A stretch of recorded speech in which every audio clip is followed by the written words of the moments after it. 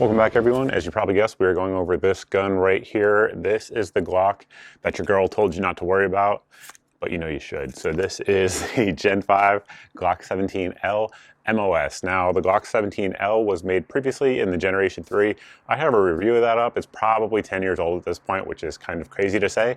But they didn't make a Gen 4 Glock 17L, and the Gen 3s were like a limited run. Like every now and then they would do a production of 1,000 or 500 in limited batches, and they've trickled out over the years. And then this year at the NRA show, they announced that they were going to be making the L version of the 17 in Gen 5 and make it just a production gun, right? So a standard gun that is not limited or anything like that.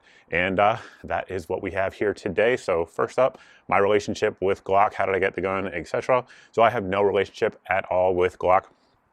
In fact, the relationship that I used to have was pretty one-sided, if you will. They did not like me, and we'll get into why here in just a little bit. However, I do have a relationship with the folks over at Brownells, and in fact, they are the main channel sponsor. So if you guys are interested in this firearm or any gunsmithing supplies, optics, ammo, all of those things that Brownells carries, definitely check them out.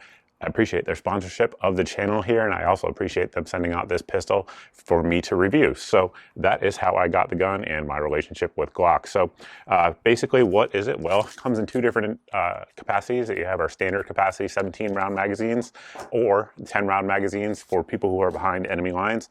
Additionally, they are Gen 5 magazines. Should point that out. It has that little lip there on the front. However, it works with any Gen 3 or Gen 4, even Gen 2, in fact. Magazines will work in there as well. And I suppose with that, let's just kind of walk through the pistol overall. It does have that flare down there at the bottom of the frame that Gen 5s have. The early Gen 5s, of course, had the cutout up front, but a lot of people had some issues with their magazines getting hung up on there, and Glock smartly changed it. It does have the Gen 5 texture, which I really do like. Gen 4 and Gen 5 texture are pretty darn similar. In my opinion, they're both pretty good. It still has your Glock grip angle, so if you don't like Glock grip angles, rather, if I could speak, then this one absolutely is not going to be for you, because it absolutely continues with that. Now, I started shooting pistols on Glocks, so for me it's not weird, but I realize for a lot of you guys it is a frustrating and irritating kind of thing. So we do have our interchangeable backstrap system on there with nothing on there the way it comes from the factory. It's slightly smaller, I believe 2 millimeters front to back smaller than a Gen 3 Glock, just to give you a frame of reference. And then of course with the backstrap on there, it's going to be similar in terms of size. However, this one here has the beaver tail on there, which I like, because sometimes when the slide's going back, it can give me slide bite, and with that beaver tail on there, I never have that issue. Continuing on, the magazine release there is not ambidextrous. That is my preferred way to do it. So if you want to swap it over to the right side of the pistol for the left-handed folks, though, it is very easy. So it is swappable, but not ambidextrous. Continuing on up, we do have an ambidextrous part. That is the slide lock and slide release lever. It is ambidextrous. It is also extended. So it's the same one that is going to be found on the Glock 34 MOS. And it works just fine. It works on both sides without issues. So not mad at all about that. Continuing forward to the trigger, it's going to be your standard Glock trigger with one exception. So it has what's called the minus connector inside the gun, inside the frame itself. And that's going to lighten the trigger up a little bit. Again, it's going to be the same trigger that you're going to find on the Glock 34 MOS, but we'll talk about the trigger here real quick, make sure we are clear.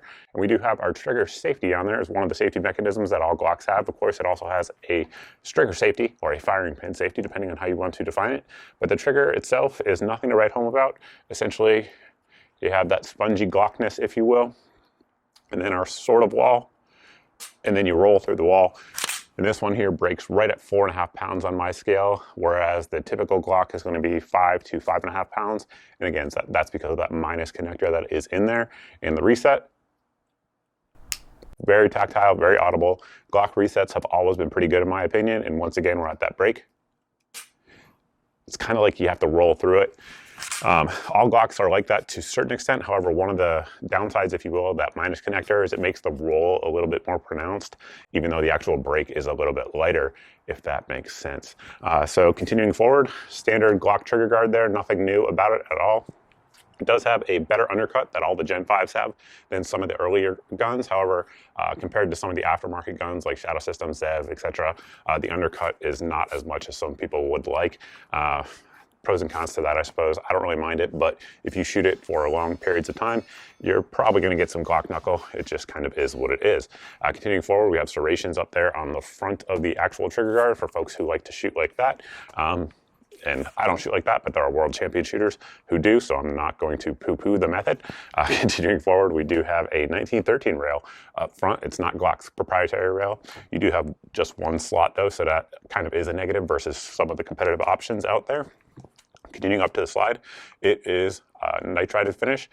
It is not their old melanite finish for a variety of reasons, most of them being environmental. They don't do that anymore, but it still is a very good finish overall. It does have front serrations as well as rear serrations, and for an optics ready guns, front serrations in my opinion become more important because a lot more people will manipulate their slides via the front serrations if they have an optic on there. Speaking of that, let's head back here to the optic itself. This particular one is a Trijicon RMR, and it is mounted up in the Radian Systems plate and protector. In my opinion, to date, as of December 2024, this by far and away is the best Glock MOS plate system I have used to date. A lot of people are going to focus on the protector here that it has up front, obviously for doing slide manipulations off of ledges and things like that. Even if you took that front piece off, it's still the best system I have seen due to the way the posts interface with the MOS mounting system, if that makes sense. I should be rolling in photos here. Unfortunately, I can't show you how to mount it because that would be against YouTube's rules. However, you can get a pretty good idea based on what I've rolled in here so far, sort of how it works, but it is extremely solid. It has a very good fit front to back, and honestly, it's about as bomb-proof as you can get using a plate system. Speaking of the actual factory system, they typically, like 4 or 5 years ago when the MOS system was introduced, they would ship with 4 different plates for all types of different optics. However, the last few Glocks that I have ordered and got in that had the MOS system actually only came with 1 plate. This one was that case, and it came with an RMR plate. Now, of course, being the MOS system being so common, any optic you want out there on the market, you can get a plate for. However, just know that from the factory, you're only going to get 1 plate with this one. And then one thing you also still get with this gun is going to be Glock's trash plastic sights. Of course, we have replaced those here with these excess sights that we'll talk about here in just a second. However, one criticism I have and have had for years of Glock pistols is that they absolutely should not come with polymer sights. They are trash. I have seen them literally shoot off when firing the gun. I have seen them come literally hanging off the edge of the gun from the factory simply because it is a bad system, and pistol sights simply shouldn't be polymer, especially at the price point they're coming in at. If this gun was like a $250 gun, I'd be fine with plastic sights. However, it absolutely is not, which we will get to here in just a second, and plastic sights are unacceptable in my opinion. So there is that. So just if you're going to get the gun and you want to run sights of any kind, just plan on buying additional aftermarket sights. That's kind of how I view it anyway. And again, we use these guys here, which are co-witness height sights from XS. We have, of course, the bright ring up front, and then, of course, the subdued tritium back there with the square notch. Very, very good sighting system. And these ones aren't like suppressor height. They're right in between. They're kind of optics height, and they're called lower 1/3 co-witness. That's how XS describes them, and they absolutely work like that. It is true. I would say you probably have a lower 1/4 co-witness with this particular setup with that plate there from the folks over at Radium, but it works very well. You still have the ability to engage if your optic goes down, so I do dig that. Let's go up front here and talk about the barrel. This barrel has the Glock Marksman barrel, of course, that all the Gen 5s have. This one, though, is 6.02 inches long to accompany that slide. So you do get increased velocity with basically anything that's not subsonic load. We'll get a good bit of increase, anywhere from 50 to 150 feet per second, depending on the actual load. I should be rolling in an image here, and this is gonna be from the folks over at Ballistics by the Inch, just full credit to them, where you guys can see sort of what kind of increases you're gonna get in terms of velocity versus other pistol lengths out there, but this one is pretty absurd. 6 inches is something that a lot of like PCCs have in terms of length of barrel, so you're gonna get full burn in most of your 9mm loads. Maybe you get a little bit more with like a 7 or 8 inch, but not much more. Basically, once you get up to about 9 or 10 inches with most 9mm loads, that's kind of where you see diminishing results in terms of velocity with that load. However, you're going to get a whole lot of it with this gun than what you would get with most other competitive options. Just to give you an idea of how absurdly large this gun is. So here we have a Glock 45, and you guys can look there at the actual difference. It is significant between those two guns in terms of actual slide length, and of course the frame length is the same. So with that, let's talk about how it's shot, what we think of it, and all of those sorts of things. So as of right now, we have just over 700 rounds through this gun, and most of those, the vast majority, have been Minute Ammunition's 124 grain. However, we also have ran some hollow points through it, and with me firing the actual firearm, it has had zero malfunctions of any kind. However, my friend Michelle came out for some training one day, tried this gun out, and she had some limp wristing issues with that exact ammo, and there's no doubt in my mind she is a relatively inexperienced shooter, and it was simply a limp wrist issue.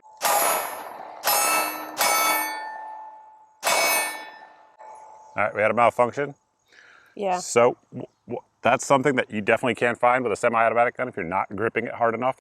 Limp wristing can happen on any semi-automatic gun. However, if you have a polymer frame and 9mm, that really is the most likely scenario where you're gonna have limp wrist malfunctions, and she had them, so just know that going forward. But with me gripping the pistol firmly, zero malfunctions of any kind, so you cannot be mad about the actual reliability of the gun. I absolutely would trust it.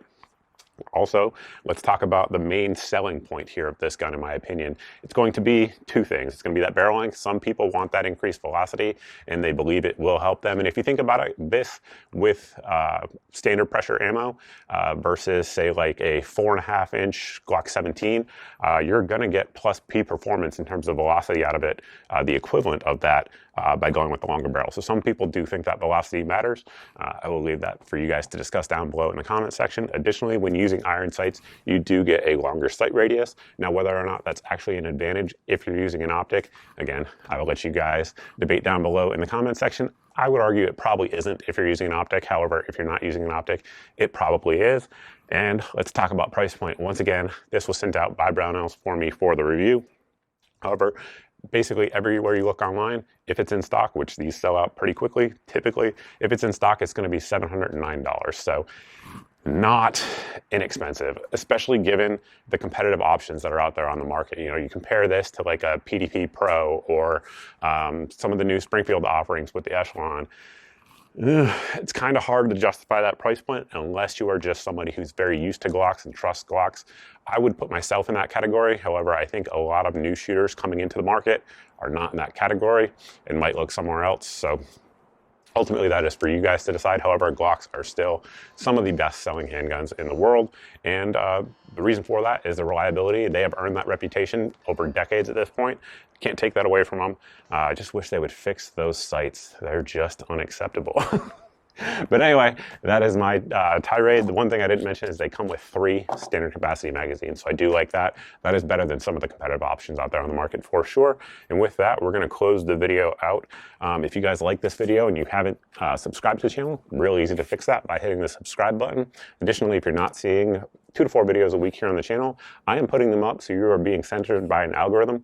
Easy way to get around that is to sign up for the email at the website here on your screen. This will get you put on 2 email lists from the start. Of course, you can unsubscribe from any of them at any point, but it will get you put on my monthly email list that goes out once a month, and it just has all the videos since the previous month's email went out. So that way there's no tech giant censoring your eyes from my content. Additionally, it'll get you put on the daily deals email, and that goes out every day as the name indicates, and it has 8 of the best deals typically that we find around the internet. If the item, whatever it is, whether it be optics, plate system, guns, ammo, magazines, etc., whatever it is, if it's in the email on that day, it's the cheapest I know of anywhere for that item. So that way, hopefully it saves you some money and saves you some time because I've already done the price comparisons for you. And there's also a good meme in there that a lot of people like. Additionally, we have an SMS service you can sign up for. That goes out at most once a day. It has either the best deal that we find around the internet for that day, or it has a link for a new video that has just dropped. And if you sign up for that text list, you will also get a text once a month that has the link for a private video. That way, only people who are on the text list will get the invitation, and you'll be able to jump on there with that video with me and ask me any sort of question that you want in Q&A session for folks who are on the SMS list. So that is one of the benefits of that as well. Once again, thank you all for watching. Looking forward to your comments on this guy down below, and I also look forward to seeing all of you in the next video.